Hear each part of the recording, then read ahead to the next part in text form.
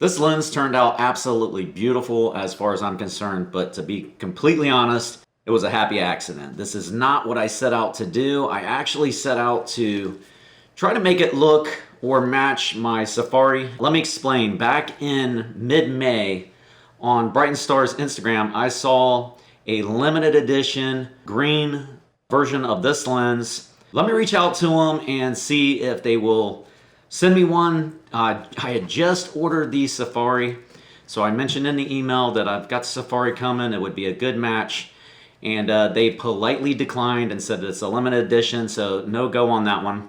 So instead of that, I figured, why not just paint the one that I have to match it? There's companies out there like Shuedo Camera on Instagram that I've seen just do amazing paint jobs on cameras. That always appealed to me. I always thought, man, I would love to just break a camera down and repaint it like that. When I couldn't get my hands on that green lens, I thought, you know what? This is gonna be the first go. Shuedo Camera. I actually did Nocti Girl's camera. You can see it right here on their Instagram.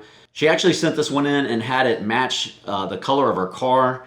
I'm sure most of you have seen it. If you watch Leica videos, you've definitely seen this camera. It's absolutely gorgeous. I did get a chance to see the camera in person, and it looks every bit as good in person as it does in these photos. I went all out. I bought an airbrush kit with a compressor. I bought a little paint booth. I was going to make a video of it, just start to finish.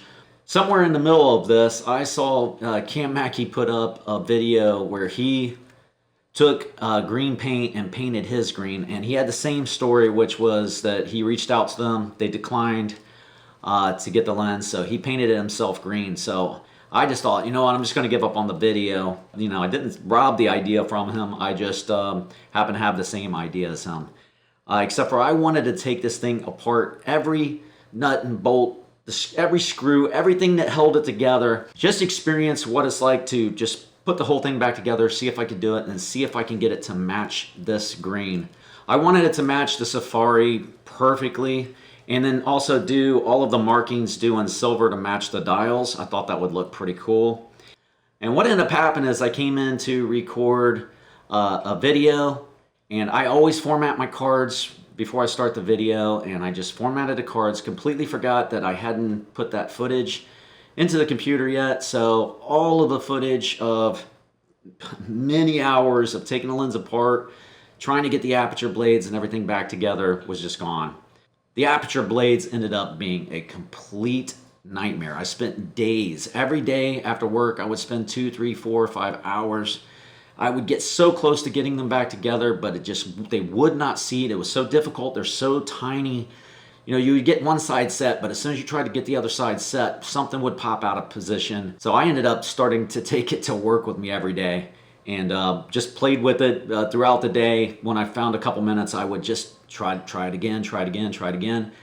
And I actually got it to where all of the blades were seated properly in all the positions except for one. One was just out of position a little bit. But I could turn the aperture. The aperture was functioning, just that one blade. So I went ahead and wrapped it up with some tape and just compressed it so it couldn't fall apart. At this point, I don't care about the green paint.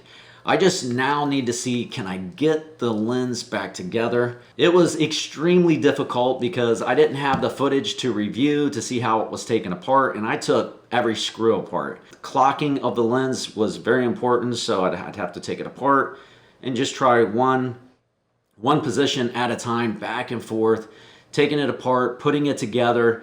Every time I would piece it together, I would check the focus ring to see if it was functioning properly and the aperture ring. So now it was fully functioning, very easy to turn the aperture. However, when I was putting it together, trying to get it to slip in, I put a dab of oil on one of the pins, and that little drop of oil ended up turning out to be a lot more, so all the blades have oil on them now. So I'm thinking, should I take the lens back apart and complete the paint job to make it match the Safari? Or I absolutely love how it looks so much on the black M11-P right here, especially with this owl crown shutter topper. You know, guys, I usually talk about their adjustable straps, but they're doing shutter toppers, grips, and a lot of other things as well. So I figured in this video, I would just go ahead and show you this beautiful shutter topper. They've got dozens of options to choose from, and I do have a 10% off discount code, CameraFusion10. So use the link if you want to check them out, check the straps out, or any of the other accessories. Use my code, I would greatly appreciate it. It does support the channel. But with that, I just think this particular combo just looks so beautiful. I don't think it would have the same impact if it didn't have this shutter. We can see the brass here, we've got the brass here, and then we've got the little leather insert as well on here. It's just absolutely gorgeous. So should I, now that I know the lens inside and out, I've taken it apart and put it back together so many times. I know for sure I can take the lens back apart now and not have many issues getting it back together. So should I just leave it as is, or should I just go ahead and paint it the Safari green like I originally wanted to do in the first place? Let me know in the comments. Let me know your thoughts. Do you think this looks good, or did I destroy it? I'm curious to see what you got to say. If you enjoyed the video, hit the like button. If you're not subscribed, make sure you're doing so. When I hit 5,000, I am going to be giving away a couple Owl Crown camera straps, and we're coming up close to that. What I'm going to do is my most current video. When I hit 5,000, I'm going to go into the comment section of that video and pick out a couple winners to send some straps to. So thanks so much for your time. If you want to watch another video, watch one of these right here, and I'll see you in the next one.